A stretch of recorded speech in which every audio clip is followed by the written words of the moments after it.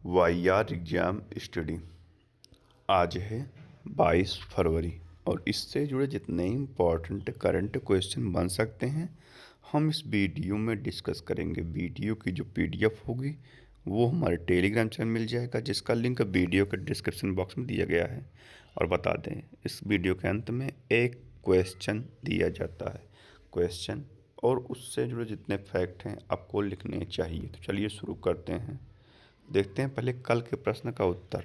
तो हाल ही में भारत ने किस देश को अपनी पहली हाई स्पीड फेरी गिफ्ट की है? तो भारत ने किसको गिफ्ट की है? यह की है मालदीव को। ठीक है, मालदीव को भारत ने अपनी पहली हाई स्पीड फेरी गिफ्ट की है। तो अगला है आज के करंट अफेयर्स। तो हाल ही में अंतर्राष्ट्रीय मातृभाषा दिवस कब मनाया गया? तो अंतर्राष्ट्रीय मातृभाषा दिवस यह मनाया गया कब? तो यह मनाया गया 21 फरवरी को। 21 फरवरी को अंतर्राष्ट्रीय मातृभाषा दिवस मनाया जाता है, जो भाषाओं के संरक्षण का संकल्प दिलाता है। इसकी शुरुआत बांग्लादेश के भाषा आंदोलन से हुई थी। मातृभाषा पहचान और संस्कृति का आधार है। और न्यू एजुकेशन पॉलिसी 2020, तो इसमें भी कहा गया कि आपकी जो पढ़ाई है, शिक्षा है, वो मातृभाषा में होनी चाहिए। तो चलिए शुरू देखते हैं अगला। हाल ही में व्यापार सूचकांकों का आधार वर्ष बदलकर 2012-13 से क्या किया गया? तो व्यापार सूचकांक का आधार वर्ष बदलकर 2012-13 से 2022-23 कर दिया गया। ठीक है, भारत सरकार ने भारत के मर्चेंडाइज ट्रेड इंडेक्स का आधार वर्ष 2012-13 से बदलकर 2022-23 कर दिया है। अगला है हाल ही में किस प्रसिद्ध बांग्ला लेखक का 93 वर्ष की आयु में निधन हो गया? तो किस प्रसिद्ध बांग्ला लेखक के? तो यह थे मणिशंकर मुखोपाध्याय। प्रख्यात साहित्यकार मणिशंकर मुखोपाध्याय जिन्हें साहित्य जगत शंकर के नाम से जाना जाता है, 93 वर्ष की आयु में 20 फरवरी 2026 को निधन हो गया। उनके जानने से केवल एक रचनाकार नहीं बल्कि एक जीवंत युग, एक चलता फिरता इतिहास और संवेदनाओं से भरी एक पूरी दुनिया जैसे थम गई है। अगला है हाल ही में त्रेहन PSPCL की पहली महिला डायरेक्टर कौन बनी? तो त्रेहन की PSPCL की पहली महिला डायरेक्टर बनी है कौन? यह बनी है Harsharan Kaur. Harsharan Kaur Punjab state power corporation limited की पहली महिला डायरेक्टर नियुक्त की गई हैं। अगला है हाल ही में कौन माइक्रोसॉफ्ट गेमिंग की कमान संभालेंगी? तो कौन संभालेंगी? यह संभालेंगी आहा शर्मा। माइक्रोसॉफ्ट ने 2026 में एक बड़े नेतृत्व परिवर्तन के तहत भारतीय मूल की आधिकारिक आहा शर्मा को माइक्रोसॉफ्ट गेमिंग की नए CEO XBOX प्रमुख नियुक्त किया है। वे लंबे समय से XBOX डिवीजन का नेतृत्व कर रहे फिल्म इंस्पेक्टर का स्थान लेंगी। अगला है हाल ही में रेलवे ने शिकायत निवारण और भीड़ प्रबंधन के लिए किस AI ऐप्स की शुरुआत की? तो इसकी शुरुआत की है कौन सा ऐप? सक्षम ऐप्स। तो रेलवे ने शिकायत निवारण और भीड़ प्रबंधन के लिए सक्षम ऐप्स की शुरुआत की है। और महिलाओं की सुरक्षा के लिए पंजाबी गायक काका ने फ्रेडो ऐप लॉन्च किया। और गज ऐप हाथियों की सुरक्षा के लिए जारी किया गया। तो रेलवे ने शिकायत निवारण के लिए और भीड़ प्रबंधन के लिए सक्षम ऐप्स लॉन्च किया है। अगला है हाल ही में किस देश की महिला राष्ट्रीय हॉकी टीम ने एक बार फिर ओलंपिक स्वर्ण पदक जीता? तो महिला राष्ट्रीय टीम ने ओलंपिक स्वर्ण पदक जीता है किस देश की? तो यह जीता है अमेरिका। अमेरिका की महिला राष्ट्रीय हॉकी टीम ने एक बार फिर ओलंपिक स्वर्ण पदक जीता। 19 फरवरी 2026 को विंटर ओलंपिक में खेले गए रोमांचक फाइनल में अमेरिका ने कनाडा को 2-1 से हराकर ओवर टाइम में हराया और यह पदक अपने नाम किया है। तो अमेरिका, तो ये है मैप में अमेरिका।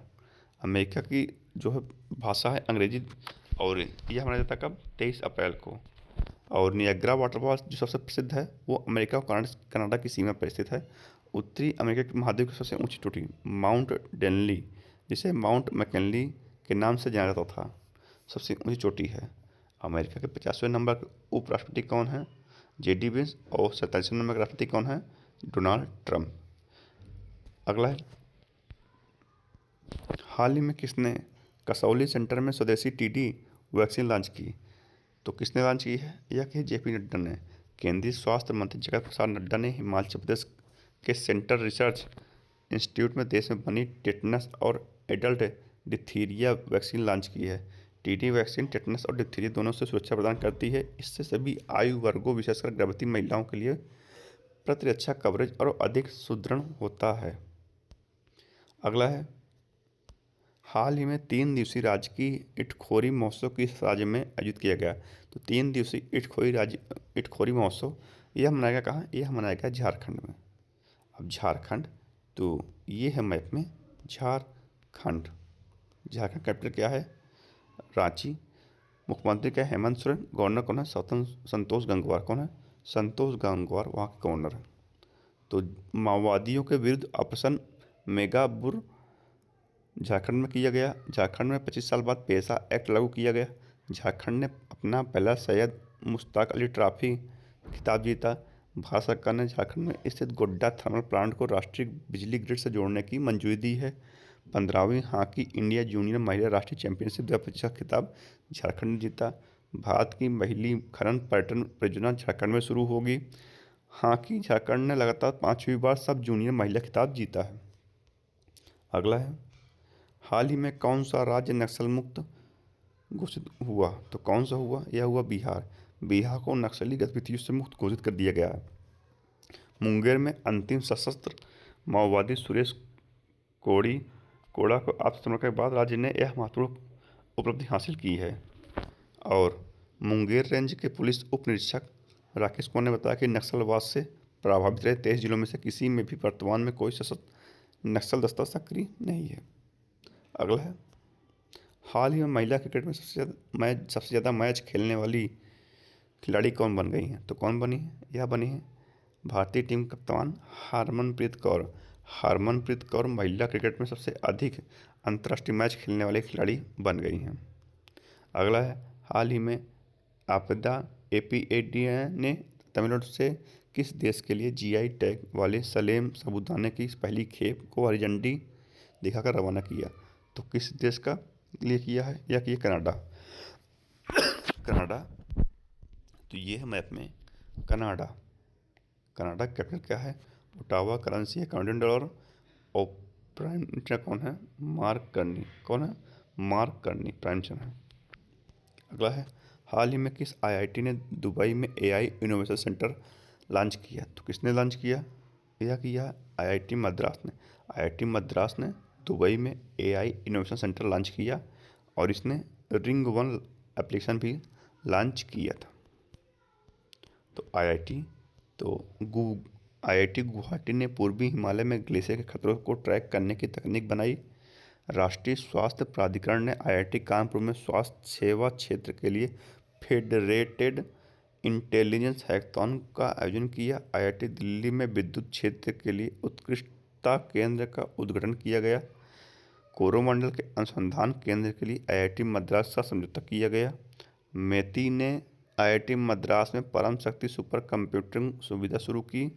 दिल्ली सरकार IIT कानपुर के सहयोग से AI आधारित शिकायत निवारण प्रणाली शुरू करेगी। अगला है, हाल ही में किस देश के पूर्व राष्ट्रपति को उम्र कैद की सजा सुनाई गई? तो किस देश के पूर्व उपराष्ट्रपति को सुनाई गई है? या सुनाई गई है दक्षिण कोरिया। दक्षिण कोरिया की एक अदालत ने देश के पूर्व राष्ट्रपति यून सुक योल को उम्र कैद सजा सुनाई है। उन्हें दिसंबर 2024 में देश में अवैध रूप से मार्शल लॉ लागू करने, विद्रोह की साजिश रचने और संसदों को कमजोर करने के प्रयास को दोषी पाया गया है। अब दक्षिण कोरिया, ये है मैप में दक्षिण कोरिया। कैपिटल क्या है? सियोल। करेंसी है साउथ कोरियन वॉन। और प्रेसिडेंट कौन है? ली जे म्यून। अभी वर्तमान में प्रेसिडेंट कौन है? ली जे म्यून। तो दक्षिण कोरिया की फर्स्ट लेडी रही किम कियोन को 20 महीने की सजा हुई।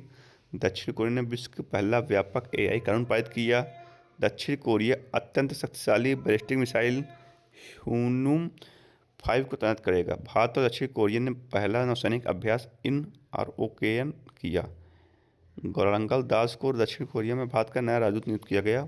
दक्षिण अमेरिका, दक्षिण कोरिया और जापान से दक्षिण कोरिया में के जेजू द्वीप के पास फ्रीडम एज सैन्य अभ्यास किया। दक्षिण कोरिया ने स्कूल कक्षाओं में फोन पर राष्ट्रव्यापी प्रतिबंध लागू किया। अगला है, हाल ही में भारत ने AI इम्पैक्ट समिट के दौरान US के किस पहल में शामिल होने की घोषणा की।